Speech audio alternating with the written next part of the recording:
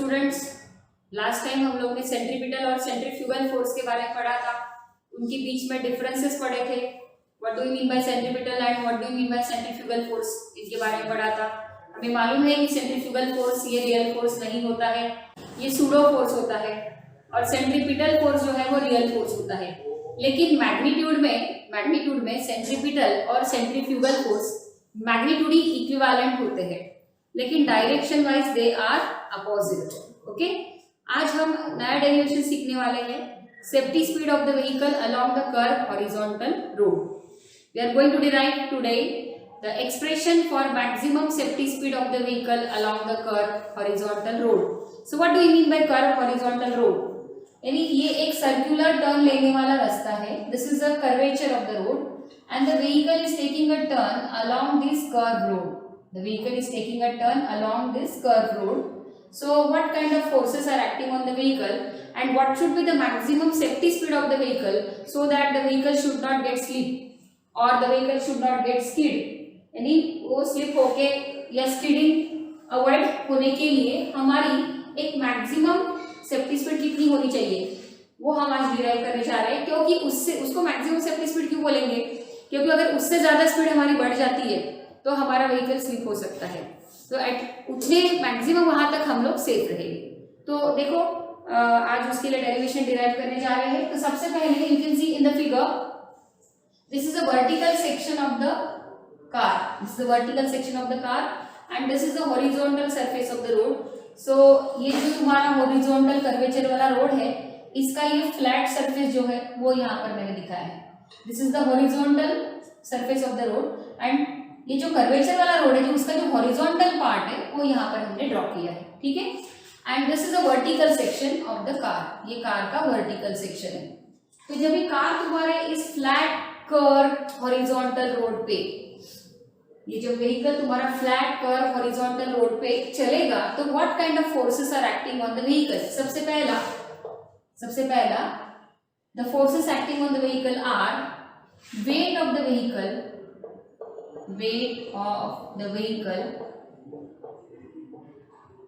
mg acting in the vertically downward direction,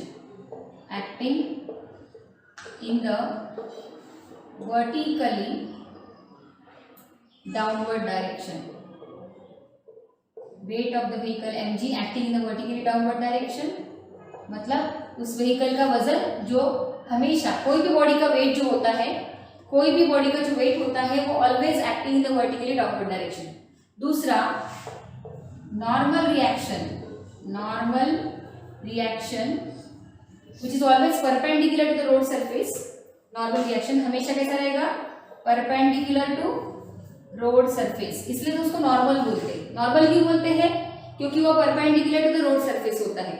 Normal reaction which is acting perpendicular to the road surface and which is acting vertically upward direction. Normal reaction acting vertically upward direction. And तीसरा एक force उसके ऊपर और add करेगा, that is the frictional force between the tires of the vehicle and the road surface which is acting along the road surface toward the center. So one more force is acting on the vehicle, that is a frictional force. FS, frictional force, इसको force of static friction कहते हैं। तो frictional force FS acting along the road surface. Frictional force FS acting along the road surface. So these are the forces acting on the vehicle. These are the forces, 3 forces are acting on the vehicle. एक उसका खुद का वजन, vehicle का wait mg acting in the vertical downward direction. Normal reaction which is acting vertically upward direction and perpendicular to the road surface. And third one is the frictional force which is between the tires of the vehicle and the road surface. Okay. So सबसे पहले m क्या है? What is this m?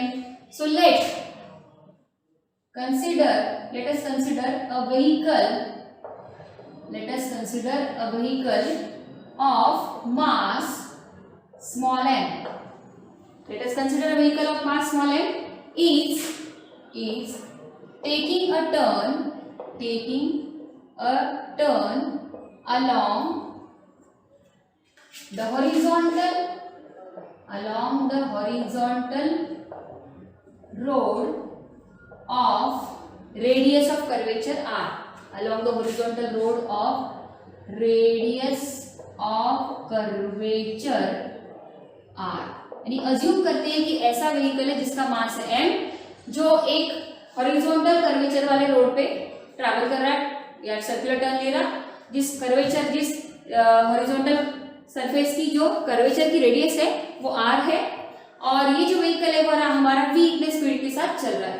So consider a vehicle of mass m is rotating और it is taking a turn along the horizontal road of radius of curvature r with speed v इतने speed के साथ। तो जैसे कि मैंने कहा, at this situation the kind of forces acting on the vehicle are weight mg acting in the vertically downward direction. तो आप फिगर में देख सकते हो कि weight of the vehicle vertically downward direction में है, लेकिन नॉर्मल रिएक्शन वर्टिकली अपवर्ड में है, मतलब ये दोनों एक दूसरे को बैलेंस कर रहे हैं। तो हम लिखेंगे normal reaction is equal to weight of the vehicle mg। But what about the role of the frictional force? What is the role of frictional force? Frictional force is along the radius and toward the centre. आप बोलेंगे madam how we come to know कि frictional force यहाँ पे, तो आपको याद है मैंने सेंट्रीपिटल फोर्स का एग्जांपल मैंने देते हुए बोला था, कोई भी व्हीकल को सर्कुलर टर्न या कोई भी बॉडी को सर्कुलर टर्न लेने के लिए सेंट्रीपिटल फोर्स की जरूरत होती है, और वो सेंट्रीपिटल फोर्स उसको अलग अलग टाइप का फोर्सेस प्रोवाइड करते हैं। जैसे मून है अर्थ की सराउंडिंग में घूमता है तो उसको ग्रेविटेशनल फोर्स मिलता है जो नेसेसरी सेंट्रीपिटल फोर्स प्रोवाइड करता है। तो वैसे व्हीकल जो सर्कुलर टर्न लेता है तो उसको सर्कुलर टर्न लेने के लिए जो सेंट्रीपिटल फोर्स चाहिए वो फ्रिक्शनल फोर्स प्रोवाइड करता है। तो यहाँ पर फ्रिक्शनल फोर्स जो है वो सेंट्रीपिटल फोर्स का मैग्नीट्यूड प्रोवाइड करने का काम कर रहा है। तो हमें कैसे पता कि ये सेंट्रीपिटल फोर्स दे रहा है?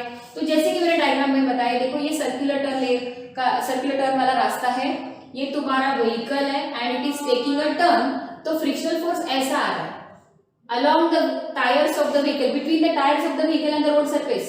व्हीकल के टायर्स और रास्ते का सरफेस में बीच में जो फ्रिक्शन हो रहा है, ये देखो ये इस डायरेक्शन में है, तो इस डायरेक्शन में कौन सा फोर्स होता है? The force which is acting along the radius and toward the centre, वो तो सेंट्रीपिटल फोर्स होता है, और इसीलिए फ्रिक्शनल फोर्स यहाँ पर सेंट्रीपिटल फोर्स का मैग्नीट्यूड प्रोवाइड करने का काम कर रहा है। तो इसलिए हम लिखेंगे यहाँ पर, we will write frictional force Fs, we will write frictional force Fs is equal to centripetal force that is mv square by r। हमारे पास सेंट्रीपिटल फोर्स के तीन फॉर्मूले हैं, एक mr ओमेगा स्क्वायर, दूसरा mv स्क्वायर बाय r और तीसरा mv omega. उसमें से मैंने ये वाला फॉर्मूला लिया है क्योंकि हम सेफ्टी स्पीड निकालना चाहते हैं, इसलिए मैंने v वाला फॉर्मूला लिया है mv square by r, right. तो हम फ्रिक्शनल फोर्स की वैल्यू लिखेंगे Fs is mv square by r, right. Now give it as equation number 1 and give it as 2. Now divide equation 2 by 1. Equation 2 को 1 से divide करते हैं। Dividing equation 2 by 1. Equation 2 को 1 से डिवाइड करते हैं, तो Fs upon n is equal to mv square by r upon mg, right? Dividing equation 2 by 1. Equation 2 को 1 से डिवाइड कर दिया, तो Fs upon n is mv square by r upon mg, तो ये m get cancel, right? You got Fs upon n is equal to v square by rg, यानी ये frictional force upon normal reaction is v square by rg। But ये frictional force कितना होता है? But the frictional force Fs हमेशा mu times, यानी mu क्या है? कोएफिशिएंट ऑफ स्टैटिक फ्रिक्शन, तो μs times the normal reaction होता है। फ्रिक्शनल फोर्स हमेशा नॉर्मल रिएक्शन को multiplied by coefficient of friction. अब आप बोलेंगे कोएफिशिएंट ऑफ फ्रिक्शन क्या है? तो हर रास्ते का जो फ्रिक्शनल फोर्स प्रोवाइड करने का एक कोएफिशिएंट रहता है। जैसा जितना रास्ता रफ रहेगा, जितना ज्यादा रास्ता रफ रहेगा उतना उसका कोएफिशिएंट ऑफ फ्रिक्शन ज्यादा रहेगा। जितना रास्ता ज्यादा प्लेन रहेगा, यानी फ्रिक्शनल कम वाला फ्रिक्शन, तो उसका कोएफिशिएंट ऑफ फ्रिक्शन कम रहेगा। तो ये कोएफिशिएंट ऑफ फ्रिक्शन उस रास्ते के रफनेस पे डिपेंड है। तो हमेशा जो फ्रिक्शनल फोर्स है वो coefficient of friction times the normal reaction होता है। तो यहाँ पे फिर हम लोग Fs की वैल्यू μs इंटू n डालेंगे। तो देखो यहाँ पर ये इक्वेशन, अभी इसको इक्वेशन नंबर 3 दे देते हैं। Now therefore equation 3 implies what it implies now? तो Fs upon n is equal to v square by rg। तो तो fs की जगह पे मैं क्या डालने वाली हूँ अभी, fs की जगह पे क्या डालेंगे, mu S into N upon N. देखो ये fs upon N is we square by RG, तो fs की जगह पे म्यू एस इंटू एन डाल दो, mu S into N upon N is we square by RG. तो क्या कैंसिल हुआ, एन एन कैंसिल और ये मिला हमें mu s is we square by r g. So r g उधर से मल्टीप्लाई कर दीजिए, तो mu S into r g is equal to v square. Now taking root on both sides, तो under root of mu r g is equal to v, taking square root on both sides, so you got v is equal to under root of mu s rg, and this is the maximum safety speed। यहाँ पे लिख रही हूँ, this is the maximum safety speed of the vehicle along the curved horizontal road, that is v max is mu s under root of mu s rg। तो हम देख सकते हैं कि इस फॉर्मूले में कहीं पे भी मास ऑफ व्हीकल नहीं आ रहा। लिसन केयरफुली नाउ, इस फॉर्मूले में कहीं पे भी मास ऑफ व्हीकल नहीं आ रहा है। तो what do you mean bye कि यहाँ फॉर्मूले में कहीं भी मास ऑफ व्हीकल नहीं आ रहा, इट मीन्स कि safety speed of the vehicle along the curve horizontal road do not depend upon the mass of vehicle. Safety speed of the vehicle along the curve horizontal road do not depend upon the mass of vehicle. यानी आप उस curvature वाले रास्ते पे truck चलाओ, cycle चलाओ या कोई ऑटो रिक्शा चलाओ, सभी के लिए आपकी सेफ्टी स्पीड एक समान रहेगी। ऐसा क्यों है रे, क्योंकि सेफ्टी स्पीड के फॉर्मूले में कहीं भी मास नजर नहीं आ रहा जो कि व्हीकल का मास होता है। तो इसीलिए सभी व्हीकल के लिए, कोई भी व्हीकल चलाओ, आपको उस रास्ते के लिए सेफ्टी स्पीड सब व्हीकल के लिए सेम रहेगी। तो फिर सवाल ये पैदा होता है कि ये मैक्सिमम सेफ्टी स्पीड कौन से फैक्टर्स पे डिपेंड करती है। तो maximum safety speed of the vehicle along the curved horizontal road depends upon the radius of curvature of the road, it depends upon the acceleration due to gravity at a given place। तो अगर जगह बार बार वही है तो ये radius of curvature factor depend करता है। लेकिन अगर बार बार रास्ता भी वही है, रेडियस ऑफ कर्वेचर भी वही है, जगह भी वही है, तो acceleration due to gravity at a given place भी वही होगा। फिर रास्ते का जो रफनेस है वो अगर बदलता है तो कोएफिशिएंट ऑफ फ्रिक्शन बदलेगा और उसके अनुसार सेफ्टी स्पीड बदलती जाएगी। ठीक है, तो इस प्रकार हम कह सकते हैं कि safety speed of the vehicle along the curve horizontal road depends upon the coefficient of friction between the tyres of the vehicle and the road surface, it depends upon the radius of curvature of the road, it depends upon the acceleration due to gravity at a given place, but it is independent of mass of the vehicle। and this इससे ज्यादा अगर आप vehicle की speed करवा देते हो तो आपका व्हीकल स्लिप होने के चांसेस है। तो यहाँ पे ये डेरिवेशन में जो इम्पॉर्टेंट चीज कौन सी है, ये जो फ्रिक्शनल फोर्स है इसका बड़ा इंपॉर्टेंट रोल है। ये जो फ्रिक्शनल फोर्स है इसका रोल बड़ा इंपॉर्टेंट अहम रोल है। क्या रोल है इसका फ्रिक्शनल फोर्स का, तो ये फ्रिक्शनल फोर्स आपके व्हीकल को स्लिप होने से अवॉइड करता है। But so this is what the derivation. तो देखो हमारा safety speed of the vehicle along the curve horizontal road हमने डिराइव किया है। Maximum safety speed of the vehicle along the curve horizontal road, उसका फॉर्मूला हमारा आया था v max is equal to under root of mu s rg। और अब जो आगे का डेरिवेशन हम पढ़ने जा रहे हैं that is the minimum speed of the vehicle moving along the death well, जिसको हम लोग हिंदी में मौत का कुआं कहते हैं। जनरली कोई मीना बाजार या सुपर बाजार क्या बोलते हैं उसको मीना बाजार या व्हाटएवर, जहाँ पर या मेला वगैरह वहाँ पे जो ये मौत का कुआं रहता है ना, तो उसमें हम तो नहीं, वो स्टंट जनरली स्टंट जो किया जाता है, this is use only in stunts, we are not doing the stunts, we are just watching the stunts. तो ये स्टंट्स वाले जो किस्से होते हैं वहाँ पर ही आपको देखने के लिए मिलेगा। ये कहते हैं मूवी में वगैरह आपने देखा होगा, राइट। तो ये मौत का कुआं इसको हम लोग बोलते हैं, तो इसको डेथ वेल बोलते हैं। तो ये डेथ वेल में हमने कई बार देखा कि एक आधा बाइक वाला पर्सन या एक आधी कार है जो ऐसा सर्क्यूलर हॉरिजॉन्टल टर्न लेती है। This is a cylindrical wall. एक ये जो मौत का कुआं एक सिलेंड्रिकल कुआं रहता है और इस सिलेंड्रिकल कुएं में हमारा व्हीकल हॉरिजॉन्टल सर्कल में चलता है। हालांकि ये वॉल ऐसे वर्टिकल होती है और हमारा व्हीकल हॉरिजॉन्टल में चलता है, उसके बावजूद भी वो उस वर्टिकल वॉल के साथ कांटेक्ट बनाए रखता है, फिसलता नहीं है। तो पहले हम ये कंसेप्ट को पढ़ेंगे और उसके बाद हम उसका डेरिवेशन निकालेंगे। तो सपोज ये तुम्हारी एक सिलेंड्रिकल वेल है यानी कुआं, सिलेंड्रिकल वेल यानी कुआं।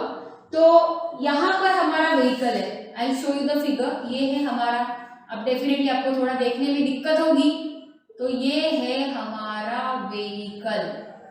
ये देखो ये व्हीकल है, दिस इज अ व्हीकल और कार, यू कैन से this is a car which is moving along the horizontal circle, लेकिन ये ऐसे मूव कर रही है, ये ऐसे ऊपर या नीचे नहीं जा रही, this is moving along the horizontal circle, but while it is moving along the horizontal circle it is making it's contact, is keeping it's contact with the wall of the well, मतलब कुएं की दीवार के साथ contact बनाए रख रहा है। तो जब ये व्हीकल इस मौत के कुएं में चलता है तो what kind of forces are acting on the vehicle, तो सबसे पहला you can see in the figure में देख सकते हो कि weight of the vehicle mg, देखो weight of the vehicle mg acting in the vertically downward direction and frictional force जो है वो यहाँ पर वर्टिकली अपवर्ड हो गया।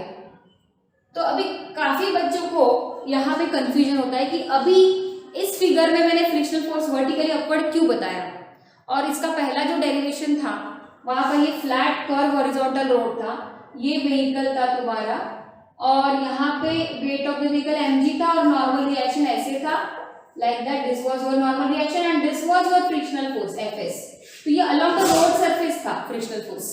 बट इस फिगर में हम देख सकते हैं कि हमारा फ्रिक्शनल फोर्स ऐसे हॉरिजॉन्टल में नहीं आ रहा, रोड सरफेस के अलोंग नहीं आ रहा, यानी इस वर्टिकल वॉल की तरफ आ रहा है। तो डेफिनेटली ना देखो यहाँ पर तुम्हारा सरफेस ऐसा था, ये सरफेस था और सरफेस और व्हीकल के टायर्स के बीच में फ्रिक्शन हो रहा था, इसलिए फ्रिक्शनल फोर्स आड़ा आ रहा था, आड़ा यानी हॉरिजॉन्टल में आ रहा था। अब आपका जो सरफेस है वो वर्टिकल है, सरफेस अभी हॉरिजॉन्टल नहीं है ना, ये जो मौत के कुएं की जो वॉल है, वॉल ये वर्टिकल वॉल है अभी, तो अब आपका जो वॉल है यानी सरफेस जो है वो वर्टिकल है, इसलिए frictional force along the vertical surface आएगा, हॉरिजॉन्टल के अलोंग नहीं आएगा। दोनों फिगर में फर्क है, ये बात मैं आपको ध्यान से आपको समझना है, ये वाली चीज को मैं इसलिए इस बात को फोकस कर रही हूँ कि इस फिगर में तुम्हारा सरफेस हॉरिजॉन्टल था और फ्रिक्शन तुम्हारे व्हीकल के टायर्स और हॉरिजॉन्टल सरफेस के बीच में हो रहा था, इसलिए frictional force along the horizontal आ रहा था। लेकिन इस फिगर में तुम्हारे सिलेंड्रिकल वॉल की यानी कुएं की जो वॉल है वो वर्टिकल थी, और वर्टिकल ये वॉल के साथ ये देखो ये तुम्हारी वर्टिकल वॉल है और ये तुम्हारा व्हीकल चल रहा है ऐसा, तो वर्टिकल वॉल और व्हीकल के टायर्स के बीच में फ्रिक्शन हो रहा है, अलोंग द वर्टिकल सरफेस हो रहा, इसीलिए फ्रिक्शनल फोर्स यहाँ पे वर्टिकल आएगा। एक और यहाँ पे जो इसके प्रीवियस वाला डेरिवेशन है, वहां पे normal reaction perpendicular to road surface है, ऊपर की तरफ आ रही थी, अब आपका सरफेस ऐसा है वर्टिकल, तो नॉर्मल जो आएंगी ये ऐसी आएंगी, normal means perpendicular to the surface, तो नॉर्मल ऐसी आएंगी, दैट इज नॉर्मल रिएक्शन, ये along the radius and toward the centre आएंगी, गॉट इट। तो ये मैं फर्क आपको इस फिगर में और इस फिगर में बताना चाहती हूँ। काफी बच्चों को ये पहली वाली फिगर और ये फिगर पढ़ने के बाद कंफ्यूजन शुरू हो जाता है, कहाँ पे फ्रिक्शन फोर्स बताए, कहाँ पे नॉर्मल रिएक्शन बताए, तो फिगर को समझना बहुत जरूरी है। यहाँ पर नॉर्मल रिएक्शन नाम है normal reaction, so normal means perpendicular, किसको परपेंडिकुलर, सरफेस को, तो ये फिगर ऐसी थी, सरफेस ऐसा था इसलिए नॉर्मल परपेंडिकुलर सरफेस ऐसा आया था, और ये सरफेस ऐसा था वर्टिकली और इसीलिए इसका perpendicular to the surface normal reaction ऐसा आया, गॉट इट, ओके। तो अभी यहाँ पर क्या क्या कौन क्या क्या रोल प्ले कर रहा है, let us see now. Weight of the vehicle mg acting in the vertically downward direction, frictional force fs acting in the vertically upward direction, and normal reaction is perpendicular to the wall of the well and it is along the radius and toward the centre. अभी सवाल ये पैदा होता है कि जब भी ये मौत का कुआं ऐसा वर्टिकल सिलेंड्रिकल वॉल की तरह है, तो अगर एक जैसे हम लोग फन एंड फूड या इधर एसएल वर्ल्ड में जो कोई ऐसे इस टाइप के जो मिक्सर टाइप के आइटम रहते हैं, उसमें जब हम बैठते हैं या खड़े रहते हैं, वहाँ पे वॉल रहते हैं सब पिंजरे की तरह रहता है और जहाँ पर हमको खड़ा रखा जाता है, तो जब ये जो मिक्सर है व्हाटएवर वो जब घूमता है तो due to centrifugal force we are thrown away from the centre. Suppose यहाँ पर सेंटर है, this is the centre, so we are experiencing a kind of force along the radius and away from the centre, तो हम लोग उस wall की तरफ फेंके जाएंगे, राइट। लेकिन वॉल की तरफ फेंके जाने के बाद हम लोग उस वॉल को टिका के रखते हैं, मतलब वॉल को टिक के रहते हैं, ऐसे नीचे फिसलते नहीं है, राइट। हम लोग ऐसे नीचे नहीं फिसलते, तो क्यों नहीं फिसलते, अब मैं जैसे दीवार की तरफ टिकी हुई हूँ और ये रोटेट कर रहा है, राइट, ये रोटेट कर रहा है और मैं तभी भी वॉल को टिक रही हूँ, मैं नीचे स्लिप नहीं हो रही, क्यों नहीं हो रही, तो कोई तो भी है, somebody is there, which is balancing my weight, कोई तो भी है जो मेरे वेट को बैलेंस कर रहा है, अगर वो फोर्स मेरे वेट को बैलेंस नहीं करता तो मैं नीचे फिसल के आ जाती। Got it? तो सेम चीज यहीं पे हो रही है, ये व्हीकल के वजन को कोई ना कोई है जो बैलेंस कर रहा है। कौन है जो बैलेंस कर रहा है? Frictional force between the tyres of the vehicle and road surface. जैसे कि मैं अगर इस वॉल को अभी टिका के हूं तो मेरे कपड़े क्लोथ्स और इस दीवार के बीच में जो फ्रिक्शन हो रहा है वो फ्रिक्शन मेरे वेट को बैलेंस कर रहा है, और इसीलिए मैं फिसलूंगी नहीं जब मैं इस जायंट व्हील या व्हाटएवर सो मिक्सर टाइप बोला ना मैंने, उसमें जब हम बैठते हैं या खड़े रहते हैं तो हम फिसलते नहीं है, क्योंकि हमारे वेट को बैलेंस करने वाला सफिशिएंट फ्रिक्शनल फोर्स वहां पे आ जाता है। तो यहाँ पर भी ये व्हीकल के वजन को बैलेंस करने वाला फ्रिक्शनल फोर्स है। तो इसलिए यहाँ पर मैं बोलूंगी कि Fs is equal to mg, right. तो फिर ये नॉर्मल रिएक्शन यहाँ पर क्या काम कर रही है? Normal reaction you can C along the radiation toward the centre. Okay, अब इसको हम लोग रिएक्शन फोर्स क्यों बोल रहे हैं? ये नॉर्मल है but why we are calling it reaction force? क्योंकि एक्शन जो है वो सेंट्रीफ्यूगल की होती है, वो जो बॉडी है वो सेंट्रीफ्यूगल फोर्स की तरफ से वॉल की तरफ जा रही है, मतलब अवे फ्रॉम द सेंटर। लेकिन उसके अपोजिट मैग्नीट्यूड में जो फोर्स है वो कौन सा है? Centripetal force. तो ये एक्शन हो रही है तो ये रिएक्शन हो रही है। To every action there is opposite equal opposite reaction. तो एक्शन हो रही है सेंट्रीफ्यूगल फोर्स की, उतने इक्वल मैग्नीट्यूड वाला सेंट्रीपिटल फोर्स वहां पर होगा, तो ये बॉडी यहाँ पर, नहीं तो क्या होगी? सपोज ऐसा हो गया कि ये नॉर्मल रिएक्शन कम बढ़ गई और एक्शन ज्यादा हुई तो अवे फ्रॉम द सेंटर फेकला जाईल तो बॉडी पण तो फेकला जातोय का? तो अवे फ्रॉम द सेंटर जातोय पण तो त्याच्या बाहेर तोडून ते दिवार तोडून बाहेर निघतो का? नाही. का बरं? कारण त्याच्याला पण बॅलन्स करणारा इथे रिएक्शन फोर्स असतो, दॅट इज एन.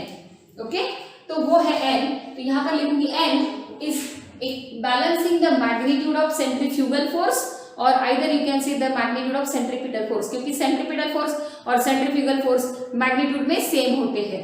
तो ए सेंट्रीपिटल फोर्स का फॉर्मूला mv²/r और आइदर सेंट्रीफ्यूगल फोर्स का भी मैग्नीट्यूड बोले तो mv²/r। तो ये सेंट्रीफ्यूगल फोर्स का मैग्नीट्यूड है which is balanced by the normal reaction. तो n is equal to mv²/r and Fs is equal to mg। हमें क्या निकालना है? हमें निकालना है कितने मिनिमम स्पीड से हमारा व्हीकल इस मौत के कुएं में चल सके ताकि व्हीकल अपने आप को वहां पर बनाए रखे, नीचे ना फिसले। तो जैसे कि मैंने कहा कि अभी Fs कितना होता है? Fs हमेशा ध्यान में रखना, Fs is always μs, coefficient of friction times the normal reaction.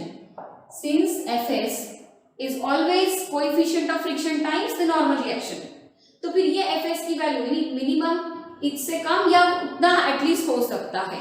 Maximum जो फ्रिक्शनल फोर्स की वैल्यू इतनी हो सकती, इससे ज्यादा नहीं हो सकती। तो मैं यहाँ पर इसको डाल देती हूँ। तो अभी देखो Fs की वैल्यू μs इंटू n और n की value mv²। I put the value of Fs as μs into n in this equation. मैं इसमें यहाँ पे डाल दूंगी।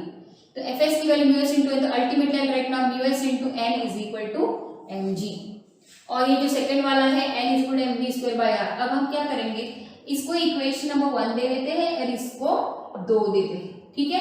Dividing equation 1 by 2, dividing equation 1 by 2। तो इक्वेशन 1 देखो n, इक्वेशन 2 की left hand side μs into n, equation 1 की right hand side mv²/r, equation 2 की right hand side mg, right. ये n गया, ये n गया and you got 1/μs is equal to v²/rg। अब ये rg इधर से उधर लेके जाओ लेफ्ट साइड में, it become rg/μs is equal to v²। Now taking square root on both sides, दोनों साइड का रूट ले लेते हैं, taking square root on both sides. तो after taking under root of, देखो रूट लेने के बाद it will become under root of rg/μs is equal to v and you got the speed, the minimum speed with which the vehicle can be driven along the wall of death is under root of rg/μs. This is the minimum speed. ये कम speed, इतनी कम से कम इतनी speed होनी चाहिए। इससे कम अगर आपकी speed हो गई तो आपके व्हीकल का उस मौत के कुएं के वॉल के साथ संपर्क टूट जाएगा। अगर आपके व्हीकल की स्पीड इससे कम हो जाती है तो आपके व्हीकल का संपर्क या कांटेक्ट उस डेथ वेल के वॉल के साथ टूट जाएगा और ये व्हीकल ऐसा फिसल के नीचे आएगा। तो मिनिमम इतनी स्पीड होनी चाहिए, इससे ज्यादा नहीं तो भी चलेगा, इससे कम नहीं तो नहीं चलेगा. So this is what the minimum speed of the vehicle with which the vehicle can be driven along the wall of death so that it should be driven with safety. So यहाँ पर भी आप देख सकते हो कि ये काय के ऊपर डिपेंड है. It depends on the radius of curvature of the cylindrical wall, acceleration due to gravity at a given place, and the coefficient of friction between the tires of the vehicle and the roads, that is cylindrical wall, the surface of the wall. So on this factors it depends. It do not depend again the mass of the vehicle. So आप bike चलाएंगे उस मौत के कुएं में या तो car चलाएंगे, आपको एक मिनिमम स्पीड इतनी रखना पड़ेगा. ऐसा नहीं कि बाइक के लिए अलग होगी या कार के लिए अलग होगी. So this is what the minimum speed of the vehicle with which it should be driven along the मौत का कुआं. Got it?